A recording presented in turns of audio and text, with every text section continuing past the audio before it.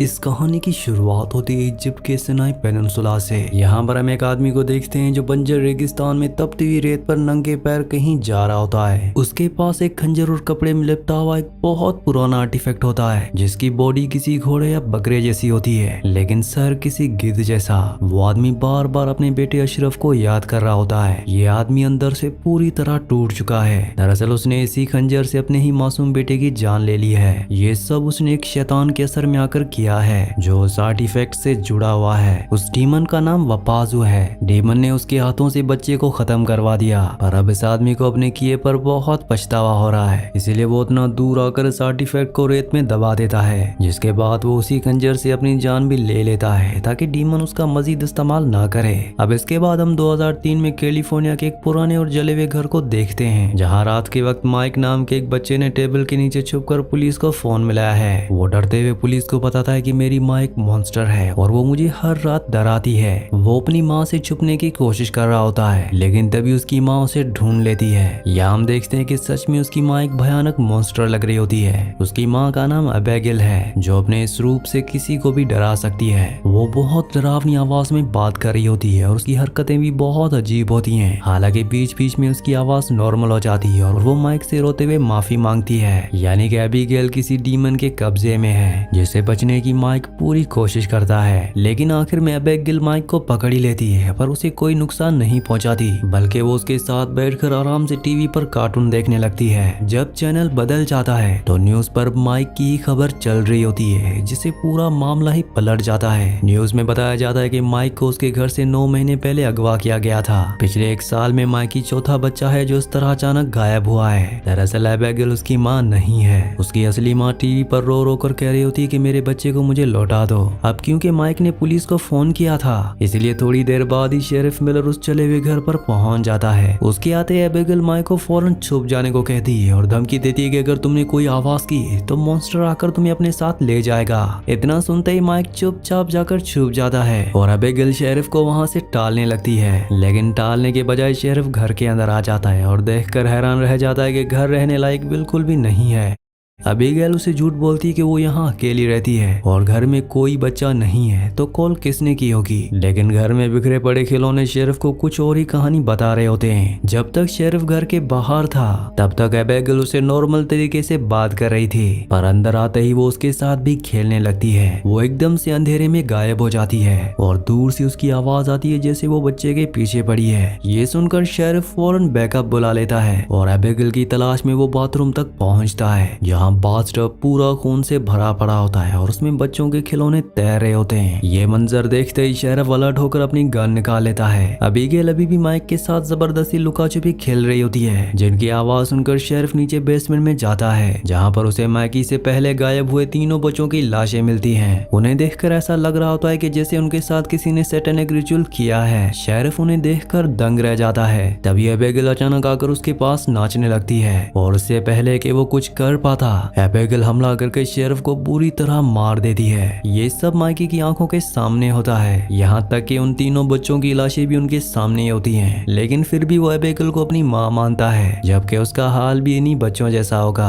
अब इसके बाद हम 1 साल पहले का सीन देखते हैं जब अबेगिल अपने बाप जॉन और छोटी बहन एलिस के साथ एक नए घर में रहा करती थी। अबेगिल के पेरेंट्स का डिवोर्स हो चुका था जिस वजह से उसका बाप जॉन बहुत ज्यादा टेंशन में था क्योंकि उसकी दोनों बच्चियां जल्दी उसके पास से जाने वाली थी। इसी बीच जॉन को कहीं से वही पुराना और खतरनाक आर्टिफैक्ट मिल जाता है जो रेगिस्तान में दबाया गया था। जॉन सोचता है कि इसे मार्केट में बेचकर उसे अच्छे पैसे मिल जाएंगे। उसकी जानकारी निकालने का काम जॉन अपने दोस्त स्टीव को देता है जो ऑनलाइन बहुत डीप रिसर्च करता है। स्टीव को पता चलता है कि वो आर्टिफैक्ट बहुत खतरनाक है और उसे बच्चों से दूर रखने की जरूरत है क्योंकि वो आर्टिफैक्ट वपाजू नाम के एक डेमन का पोर्टल है जो मासूम बच्चों को खाता है। अगर उस आर्टिफैक्ट का सर खोल दिया जाए तो वपाजू सीधा इस दुनिया में आ जाएगा जिसके बाद वो लोगों पर कब्जा करेगा, बच्चों का शिकार करेगा और उन्हें भी शैतान बना देगा। उसकी तबाही किसी बीमारी की तरह तेजी से फैलती है। इसलिए स्टीव जॉन को सलाह देता है कि उसे छुपा कर रख दे लेकिन जॉन अपनी जिद में आकर स्टीव के मना करने के बावजूद भी उस आर्टिफैक्ट का सर खोल देता है। सर खोलते ही जॉन उस डीमन के पूरे कब्जे में आ जाता है और अपना होश खो बैठता है। बजे सोते ही वो पहला निशाना अपनी बेटी अबेगिल को बनाता है जिसके होंठ बचपन से खराब थे।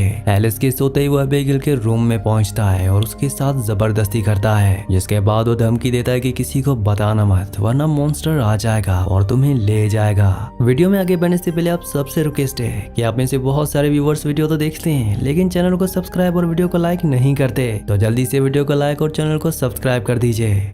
बाद में जब एबिगेल पानी पीने जाती है तो जॉन उसके पीछे छत पर उल्टे भागते हुए दिखाई देता है। एबिगेल डर कर सो जाती है, पर कुछ देर बाद जब उसकी आंख खुलती है तो वो एक खौफनाक मंजर देखती है। वो देखती है कि जॉन उसके पैर को कच्चा खा रहा है। यहाँ डीमन यानी कि जॉन एबिगेल को पकड़कर उसके मुंह में अपना गंदा खून उगल देता है। इस तरह जॉन एबिगेल को भी उस डीमन के काबू में कर देता है। पूरी रात जॉन को होश नहीं होता, पर सुबह जब उसे होश आता है तो एबिगेल घर छोड़कर जा चुकी होती है। वो जॉन के पेरेंट्स की उस पुराने घर में चली जाती है जो सालों पहले जा चुके थे। यहाँ हमें पता चलता है कि डीमन का बच्चा एबिगेल के पेट में बहुत तेजी से बड़ा हो रहा है। दरअसल डीमन ने एबिगेल के साथ जबरदस्ती इसलिए की थी ताकि उसका बच्चा इस दुनिया में पैदा हो सके, लेकिन एबिगेल बहुत हिम्मत करके खुद एक हैंगर लेकर उस बच्चे के टुकड़े कर देती है। जिसके बाद एबिगेल फोन पर अपनी बहन एलिस से बात करती है और उसे तसल्ली देती है कि मैं ठीक हूँ, मेरी फिक्र मत करना। एबिगेल ने सोच रखा था कि वो चर्च में जाकर मदद मांगेगी ताकि इस अज़ाब से बच सके, मगर उसे पहले पजेस्ड जॉन उसके पास पहुंच जाता है और बोलता है कि तुमने डीमन के साथ गद्दारी की है। वो चाकू से एबिगेल का हाथ चीर देता है। जॉन कहता है कि एबिगेल केस की 21,000 डीमन उसकी छोटी बहन एलिस को देगा, उसके साथ भी वही सब होगा जो एबिगेल के साथ हुआ था। ये सुनकर एबिगेल डर जाती है। एबिगेल के लिए उसकी बहन एलिस से ज्यादा कीमती कुछ नहीं होता, इसीलिए वो डीमन के सामने हाथ जोड़कर भीख मांगती है कि एलिस को कुछ मत करना, मैं तुम्हारा हर हुक्म मानूंगी। अब क्योंकि एबिगेल ने डीमन के बच्चे को मार दिया होता है, इसीलिए बदले में डीमन को एक खास बच्चा चाहिए जिसे एबिगेल ही ढूंढ कर लाएगी, और उसी मजबूरी में उसने बच्चे उठाना शुरू किए थे।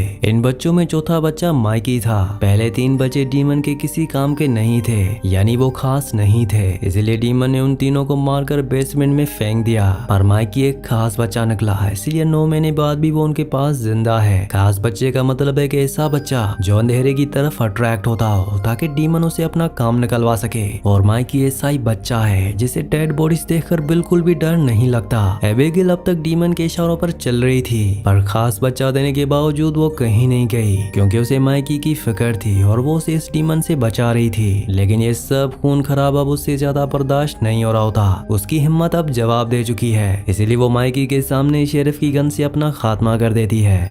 जिसके बाद डीमन के साथ उस घर में माइकी अकेला रह गया है। अगली सुबह वहाँ पुलिस आती है और उस क्राइम सीन की खबर हर जगह टीवी और रेडियो पर फैल जाती है। रेडियो पर एबिगेल की मौत की खबर सुनकर जॉन भी अंदर से पूरी तरह टूट जाता है। वो रेडियो को पानी में डालकर अपनी भी जान ले लेता है क्योंकि उसे अपने किए पर पछतावा था। अब इसके बाद कहानी 20 साल आगे जाती है जहाँ एलिस बड़ी हो चुकी है। उसने अपनी बहन एबिगेल की इस खौफनाक जिंदगी पर एक किताब लिखी है जिसका नाम मॉमी मॉन्स्टर है। माइकी ने जो उस रात पुलिस को कॉल की थी, ये नाम दरअसल वहीं से लिया गया था। दरअसल माइकी ने जो उस रात पुलिस को कॉल की थी, ये नाम वहीं से लिया गया था। किताब के कवर पर भी माइकी की बनाई हुई ड्राइंग है जिसमें माइकी की असल माँ दूर खड़ी है और माइकी घर के अंदर एबिगेल के साथ है, जिसे वो आज भी अपनी माँ मानता है उसके मर जाने के बाद भी। इसे साइकोलॉजी में स्टॉकहोम सिंड्रोम कहते हैं, जिसमें विक्टिम अपने ऊपर जुल्म करने वाले से ही इमोशनली अटैचमेंट बना लेता है। एबिगेल का नाम अमेरिका के सबसे खतरनाक और साइको लोगों में आता था, लेकिन एलिस उसे करीब से जानती थी कि एबिगेल ने उसे बचाने के लिए खुद को बर्बाद कर लिया था। अपनी बुक प्रमोट करने के लिए एलिस जेनिफर नाम की एक जर्नलिस्ट को एक टीवी इंटरव्यू देने पहुंचती है। टीवी पर वो माइकी से उन सब चीजों के लिए रोते हुए माफी मांगती है जो उसके साथ हुआ,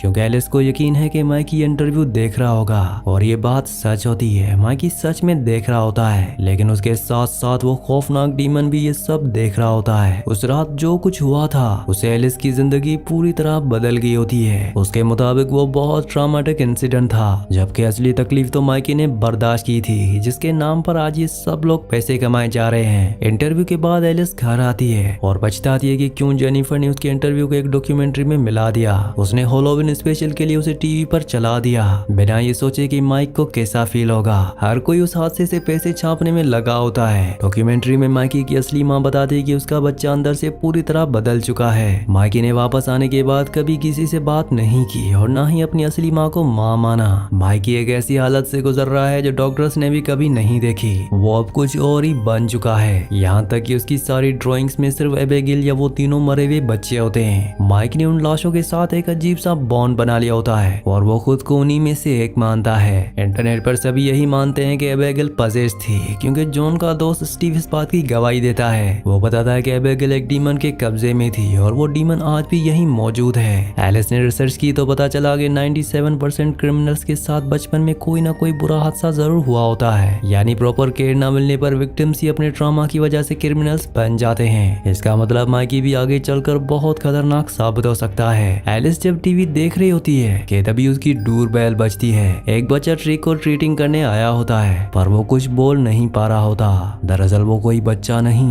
बल्कि माइकी होता है, जो घुटनों के बल बैठा होता है ताकि छोटा लगे। एलिस समझ नहीं पाती और उसे कैंडी देकर वहां से भेज देती है। जिसके बाद एलिस के पास एक फोन आता है जिस पर पजेस्ड एबेगिल बोल रही होती है, जिससे एलिस बुरी तरह डर जाती है। एलिस सोती है तो सपने में भी उसे एबेगिल और डीमन दिखाई देते हैं। अब इसके बाद जब डोरबेल दोबारा बजती है तो दरवाजे पर माइकी खड़ा होता है, जिसे वो अभी भी बच्चा समझ रही होती है। पर जैसे ही वो अपने पैरों पर खड़ा होता है, एलिस समझ जाती है कि ये माइकी है जो इंटरव्यू देखकर ट्रिगर हुआ है। एलिस जल्दी से अपनी गन उठाती है और तब तक माइकी आराम से घर के अंदर आकर बैठ जाता है। एलिस उसे पूछती है कि तुम यहाँ क्यों आए हो, तो माइक उसे जवाब देता है कि अब तुम सेफ नहीं हो। वो कहता है कि डीमन वापस आ चुका है और उस बार मॉमी एबेगिल भी तुम्हें नहीं बचा सकती। माइकी बताता है कि मुझे बहुत बुरे ख्यालात आते हैं जो मुझसे गलत चीजें करवाना चाहते हैं, क्योंकि मैं अंधेरे के लिए चुना गया हूँ, पर मैं ये सब नहीं करना चाहता। ये बताते हुए माइक रोने लगता है और एलिस से कहता है कि तुम मेरी मम्मी बन जाओ। जैसे पता चलता है कि उसका दिमाग आज भी बचपन में ही फंसा हुआ है, लेकिन उसकी अजीब हरकतों से एलिस घबरा चुकी होती है और उस पर गन तान कर वहां से निकलने को कहती है। लेकिन अब कोई फायदा नहीं है, क्योंकि माइकी के साथ डीमन भी घर में आ चुका होता है और वो अब कहीं भी जाने वाला नहीं है। माइकी खुद ही घर से बाहर भाग जाता है और तभी डीमन एलिस को अपनी डरावनी शक्ल दिखाता है। इसके बाद हमें माइकी के फ्लैशबैक का सीन दिखाया जाता है, जिसे पता चलता है कि उस रात डीमन ने माइकी पर भी पूरी तरह कब्जा कर लिया था। डीमन ने ही माइकी के हाथों से शेरिफ की बॉडी में चाकू घुसवाए थे ताकि उसकी प्रैक्टिस हो सके, और अब वही काम वो एलिस के साथ भी करवाना चाहता है। कुछ देर बाद एलेक्स का बॉयफ्रेंड एलेक्स वहां आता है, पर उसके अंदर आते ही पजेस्ड माइकी उस पर हमला कर देता है। वो एलेक्स को चाकू मारकर वहीं खत्म कर देता है, जैसा डीमन ने उसे सिखाया था। सुबह तक ये खबर जर्नलिस्ट जेनिफर तक पहुंच जाती है। वो स्टूडियो में कॉल करके कहती है कि जल्दी से एलेक्स को बुलाओ, पैसे छापने का बड़ा मौका आ गया है। लेकिन जब तक जेनिफर स्टूडियो पहुंचती है तब तक माइकी ने पूरा स्टूडियो बर्बाद कर दिया होता है। जो एक दो लोग बचे थे उन्हें माइकी ने जेनिफर के सामने ही मार डाला। सिर्फ एक वर्कर डायना बची हुई थी, जिसे जेनिफर ने अपनी जान बचाने के लिए खुद ही मरवा दिया, लेकिन वो फिर भी बच नहीं पाती। माइकी उस पर भी हमला कर देता है, लेकिन गोलियां खत्म हो चुकी थीं। अब इससे पहले कि माइकी जेनिफर को मारता, इतने में मौका देखकर जेनिफर माइकी को इलेक्ट्रिक गन मारकर बेहोश कर देती है। लेकिन इसका असर ज्यादा देर तक नहीं होता और माइकी एक बार उठकर जेनिफर को दबोच लेता है। वो उसे मारने वाला होता है कि तभी बीच में एलिस आ जाती है और बोलती है कि मैं तुम्हारी मम्मी बनने के लिए तैयार हूँ। ये सुनकर माइकी रुक जाता है और जेनिफर को छोड़ देता है, पर तभी डीमन जोर लगाता है तो माइकी अचानक एलिस का गला पकड़ लेता है। अब इससे पहले कि माइकी एलिस की जान लेता, तभी जेनिफर एक चाकू माइकी के चेहरे में घुसा देती है। इस हमले से माइकी का खेल वहीं पर ही हमेशा के लिए खत्म हो जाता है, क्योंकि उसे पता है कि न्यूज में तो यही आएगा कि माइकी अपने पास्ट की वजह से पागल हो गया था और इंटरव्यू देखकर भड़क गया था, जबकि असली काम उस डीमन का था जो आगे भी ऐसे क्रिमिनल्स तैयार करता रहेगा, क्योंकि उसका पोर्टल यानी वो आर्टिफैक्ट आज भी जॉन के जले हुए घर में छुप के पड़ा है। इसी सीन के साथ इस मूवी का इस कहानी का एंड हो जाता है। अगली कहानी आप किस मूवी पर सुनना चाहते हैं मुझे नीचे कमेंट्स में जरूर बताना, और अगर आपने वीडियो को लाइक नहीं किया तो जल्दी से वीडियो को लाइक और चैनल को सब्सक्राइब कर दीजिए।